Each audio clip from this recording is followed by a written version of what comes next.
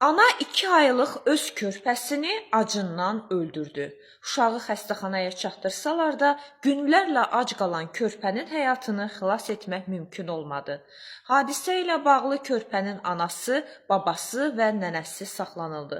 Polisə ifadə verən ana, bilmirəm nə dərəcədə ana demək mümkündürsə, ifadəsində bildirib ki, övladımı babası, yəni atam istəmirdi və uşağıma yemək verməyə icazə vermədi. Ona görə də mən oğluma günlərlə yemək vermədim.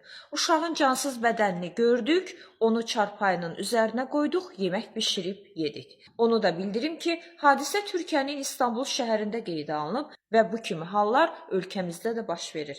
Az olur, Azərbaycanda da yeni doğulan körpəni zibilliyə, yolun kənarına və s. atırlar və çox qəribə bir haldır. Əgər övladı istəmirsənsə, niyə onu öldürürsən? İmtina et. Valideyn kimi o uşaqdan imtina et, dövlət götürsün öz himayəsinə. Niyə dünyaya gətirib aparıb zibilliyə atırsınız?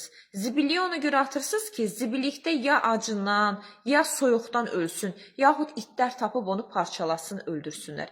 Yəni istəmədiyiniz övladınızı niyə ölümə tərk edirsiniz? İmtina edin valideyn kimi, dövlət öz himayəsinə alsın. Və bu kimi hallarda biz hər dəfə ananı hədəf alırıq, o uşaqların ataları yadımıza düşmür. Ana nə qədər məsuliyyət daşıyırsa, o qədər də o uşağı dünyaya gətirən kişi məsuliyyət daşıyır.